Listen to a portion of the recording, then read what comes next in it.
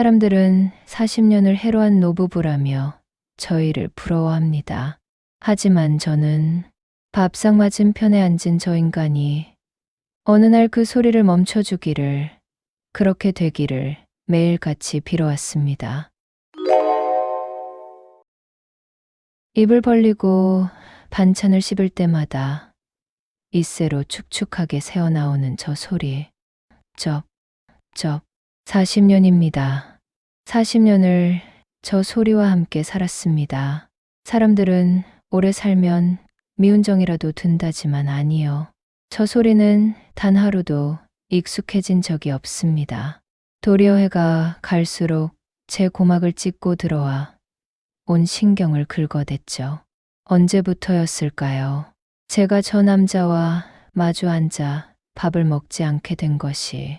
밥상머리에서 수저를 탁 소리나게 내려놓을 때마다, 갑자기 헛기침을 크게 내뱉을 때마다 제 심장은 발밑에 차가운 장판 바닥으로 쿵 하고 떨어지곤 했습니다.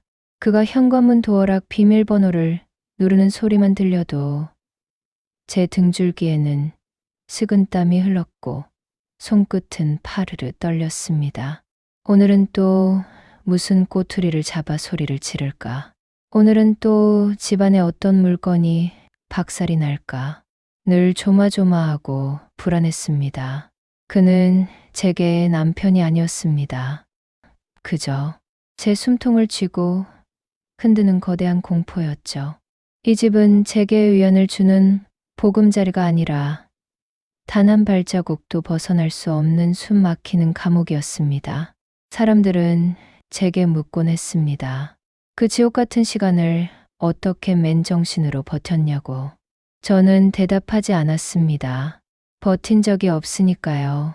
제 영혼은 이미 수십 년 전 이 비좁고 서늘한 집구석 어딘가에서 목이 졸려 죽어버렸습니다. 지금 숨을 쉬며 걷고 있는 저는 그저 자식들을 지키기 위해 만들어진 텅 빈 고깃덩어리일 뿐입니다. 젊은 날의 상구는 짐승이었습니다. 아니, 짐승이라는 단어로도 부족하죠. 짐승은 자기 새끼가 있는 둥지는 부수지 않으니까요. 그는 돈이 생기면 밖으로 돌며 노름판을 기웃거렸고 산티나는 향수 냄새를 묻히고 돌아오기 일쑤였습니다. 그러다 돈이 떨어지거나 기분이 틀어지는 날이면 어김없이 집으로 기어들어와 세간살이를 부수었죠. 술 냄새를 역겹게 풍기며 제 머리채를 휘어잡던 숱한 밤들. 내가 집구석에서 하는 게 뭐가 있어? 귀가 떨어져 나가라 소리를 지르며 던진 재떨이에 이마가 찢어진 날도 있었고 발길질의 체어 갈비뼈에 금이 간 날도 있었습니다. 온몸에 푸르스름한 멍이 가실 날이 없었죠. 하지만 저는 소리내어 울지 못했습니다. 안방 구석에서 이불을 뒤집어 쓰고 덜덜 떨고 있을 어린 새끼들이 깰까봐 입술을 꽉 깨물고 비명을 삼켰습니다. 입술에서 비릿한 피 맛이 났습니다. 딱 한 번, 제 인생에서 딱 한 번 도망치려 했던 밤이 있었습니다. 그 인간이 술에 취해 코를 골며 골아떨어진 새벽이었습니다. 저는 미친 사람처럼 장롱을 열어 가장 낡은 짐가방에 대충 옷가지를 쓸어 담았습니다. 이대로 있다가는 정말 그 인간 손에 맞아 죽을 것만 같았거든요. 살아야겠다. 일단 나부터 살고 봐야겠다는 생각뿐이었습니다. 떨리는 손으로 현관문 고리를 잡고 낡은 신발을 꿰어 신으려고 참여했습니다. 엄마. 뒤를 돌아보니 어둠 속에서 5살 난 막내가 서 있었습니다. 천둥 소리에 놀라 깬 건지 아빠가 때려 부수는 소리에 깬 건지 아이는 오줌을 지려 바지가 축축하게 젖은 채로 덜덜 떨고 있었습니다. 제가 가방을 들고 있는 걸 본 아이는 숨이 넘어가라 꺽꺽 울며 달려와 제 바지가랑이를 꽉 움켜쥐었습니다. 엄마. 엄마, 가지 마. 엄마. 그 작은 손의 악력이 얼마나 강하던지 저는 현관문 손잡이를 잡은 채로 그대로 차가운 신발장 바닥에 주저앉았습니다. 아이를 끌어안고 짐승처럼 통곡했습니다. 그래, 내 배 아파 낳은 새끼를 두고 저 짐승 같은 놈 밑에 핏덩이를 두고 내가 어딜 가겠니? 엄마가 미안해. 안 갈게. 엄마 안 갈게. 그 밤 신발장 앞에서 오줌 싼 아이를 끌어안고 맹세한 그 순간 제 안에 남아있던 한 줌의 인간성마저 완벽하게 죽어버렸습니다. 내 새끼들을 지켜내야 한다는 그 지독하고 차가운 도끼 하나만 남은 빈 껍데기가 된 겁니다. 그날 이후로 저는 그 인간이 때리면 그냥 맞았고 욕을 하면 잠자코 들었습니다. 아프지 않았습니다. 슬프지도 억울하지도 않았습니다. 영혼이 빠져나간 껍데기는 고통을 느끼지 못하니까요. 그렇게 저는 완벽한 무감각의 세계로 지옥의 가장 깊은 밑바닥으로 스스로 걸어 들어갔습니다. 사람들은 마음이 아프다고들 하죠. 하지만 진짜 지옥을 견디다 보면 마음이 아니라 몸이 먼저 비명을 지릅니다. 참는 자에게 복이 온다더니 저에겐 병이 왔습니다. 소리내어 울지 못하고 명치 끝으로 삼켜낸 그 수많은 날의 피멍들은 기어이 새까만 수덩이가 되어 제 심장 혈관을 틀어막았습니다. 화병. 의사는 제 병을 그렇게 불렀습니다. 가슴 한가운데 커다란 돌덩이를 얹어 놓은 것처럼 숨이 턱턱 막히고 식은 땀이 비 오듯 쏟아지며 바닥을 뒹굴게 되는 병. 그렇게 방바닥을 긁으며 쓰러진 게 3번이었습니다. 3번째로 응급실에 실려가 중환자실에서 겨우 눈을 떴을 때였습니다. 희미한 시야 끝에 상구 그 인간의 얼굴이 보였습니다. 하얗게 질려서는 제 링거 맞은 손을 두 손으로 부여잡고 덜덜 떨고 있더군요. 여보, 영순아, 정신이 들어? 나 알아보겠어. 그의 목소리는 형편없이 갈라져 있었습니다. 의사에게 무슨 시한부 선고라도 들은 모양이었죠. 제 심장이 제 기능을 거의 상실했다는, 길어야 몇 년을 넘기기 힘들 거라는 그런 이야기들. 저는 천장에 달린 형광등만 가만히 올려다보며 생각했습니다. 아, 내가 당장 죽지는 않았구나. 아직도 이 지옥이 끝나지 않았구나.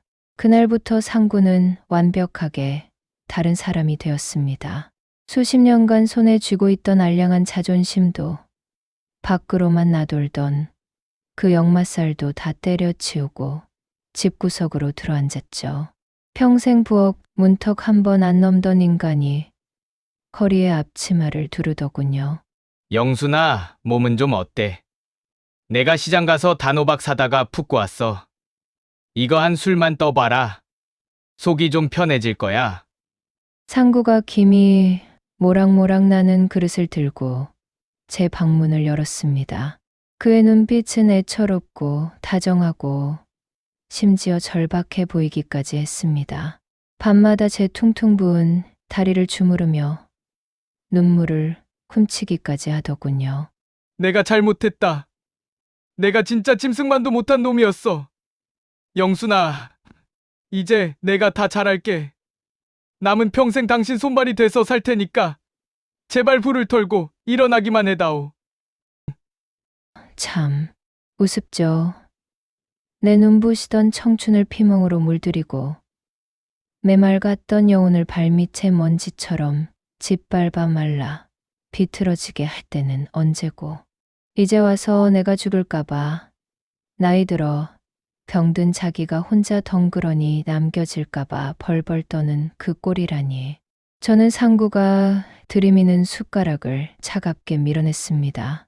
고맙기는커녕 제 곁에서 알짱거리는 그 인간의 채취, 억지로 다정한 척 꾸며낸 그 목소리 하나하나가 소름 끼치게 역겨웠습니다. 그의 손이 제 다리에 닿을 때면 예전 제 머리채를 휘어잡던 그 억센 악력이 떠올라 속에서 구역질이 치밀어 올랐습니다. 이제 와서 제가 메마른 입술을 달싹여 내뱉은 첫 마디였습니다. 상구의 손이 흠칫 멈췄습니다. 이제 와서 죽 하나 쏟아 바친다고 내가 고마워서 눈물이라도 흘릴 줄 알았어? 용서요? 용서라는 건 사람의 마음이라는 게 한 줌이라도 남아있을 때나 할 수 있는 겁니다.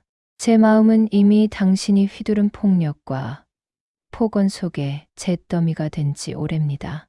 다 타버려서 제 밖에 안 남은 땅에 이제 와서 눈물 몇 방울 쏟아붓고 호박죽 몇 그릇 붓는다고 죽은 나무에서 싹이 트겠습니까? 당신의 그 얄팍한 참회는, 그 알량한 죄책감은 제겐 또 다른 폭력일 뿐입니다. 애들이 나섰습니다. 올해가 우리 부부의 결혼 40주년이라더군요. 어머니, 아버지도 이제 다 뉘우치셨잖아요. 두 분 오붓하게 데이트 좀 하시라고 저희가 동네에 분위기 좋은 카페 예약해뒀어요. 매일 오후 3시요. 자식들이 무슨 죄가 있겠습니까? 아버지가 개과천선에서 앞치마를 두르러 다니니 이제 어머니의 그 깊은 화병도 봄눈 녹듯 녹을 거라 순진하게 믿고 싶었겠죠. 자식들의 그 애처로운 기대를 꺾을 힘조차 제겐 없었습니다. 애들 앞에서는 그저 알겠다고 고개를 끄덕여 주었습니다. 오후 3시, 동네 어귀의 창이 넓은 카페였습니다. 햇살이 참 얄미울 정도로 따뜻하게 들어오는 창가 자리. 상구는 장롱 구석에 박혀있던 제일 좋은 셔츠를 다려 입고 머리까지 단정하게 빗어 넘긴 채 먼저 나와 앉아 있었습니다. 제 눈치를 보며 안절부절 못하는 꼴이 꼭 저 선을 보러 나온 늙은이 같더군요. 제가 맞은편 의자를 빼고 앉자 상구가 과장되게 밝은 목소리로 말을 걸어왔습니다. 아이고, 영순아! 나왔어? 이 집 커피가 참 달고 맛있다. 그치? 창밖으로 단풍 드는 것도 보이고. 진작 당신 데리고 이런데 좀 다니걸. 그동안 내가 참 무심했네. 앞으로 우리 맨날 여기 와서 2시간씩 이렇게 얼굴 보고 앉아있자. 당신 좋아하는 조각 케이크도 내가 매일 사줄게. 저는 상구가 밀어주는 커피잔은 쳐다보지도 않았습니다. 대신 찻잔 옆에 놓인 작은 냅킨만 손끝으로 만지작거리며 창밖으로 시선을 던진 채 낮게 말했습니다. 착각하지 마요. 뭐? 당신이랑 화해하려고 얼굴 마주 보고 웃어주려고 나온 거 아니니까. 애들이 해준 거라 애들 체면 세워주려고 억지로 앉아있는 겁니다. 상구의 얼굴에서 억지로 지어내던 웃음기가 핏기처럼 싹 가셨습니다. 집구석에서 당신 밥 먹을 때 쩝쩝거리는 소리, 쌕쌕거리며 숨 쉬는 소리, 그거 안 들어서 그나마 살 것 같네. 제 말에 상구의 입술이 파르르 떨렸습니다. 눈가에 금세 붉은 핏발이 서고 물기가 맺히더니 테이블 위로 두 손을 모아주며 애원하듯 속삭이더군요. 영순아, 사과할게. 내가 진짜 천벌을 받을 놈이야. 속이 시원해질 때까지 나한테 욕을 해. 내 뺨을 때려도 좋으니까 제발 나를 그렇게 벌레 보듯이 보지는 말아줘. 사과하지 마요. 들을 이유도 없고 당신 용서할 마음도 요만큼도 없으니까. 입 아프게 떠들어봐야 벽에다 대고 얘기하는 거랑 똑같아요. 욕할 기운도 없고 이제 당신 원망할 마음의 자리도 안 남아 있습니다. 그냥 혼자 떠들던 말던 마음대로 하고 애들이 예약해둔 시간 다 채우면 조용히 일어나요. 저는 다시 창밖으로 고개를 돌렸습니다. 그날부터 상구는 매일 오후 3시면 어김없이 그 자리에 나와 앉아 있었습니다. 하지만 그 2시간 동안 우리 테이블에는 단 한마디의 대화도 오가지 않았습니다. 벽을 보고 이야기하는 것보다 더 지독한 침묵. 아무리 잘못했다고 울고불고 매달려도 어떤 정성으로 껍데기를 치장해도 절대 제 닫힌 입을 열 수 없다는 그 끔찍한 무력감. 상구는 매일 텅 빈 제 눈동자를 마주하며 자신이 과거에 완벽하게 부숴버린 한 인간의 잔해를 똑똑히 지켜봐야 했습니다. 아마 그제야 깨달았을 겁니다. 그 햇살 쏟아지는 아름다운 카페의 창가 자리가 상구 스스로 걸어들어간 평생 벗어날 수 없는 지옥이라는 사실을요. 제가 그 끔찍한 시간들을 그 숨 막히는 침묵의 카페 데이트를 악착같이 버텨낸 이유는 단 하나였습니다.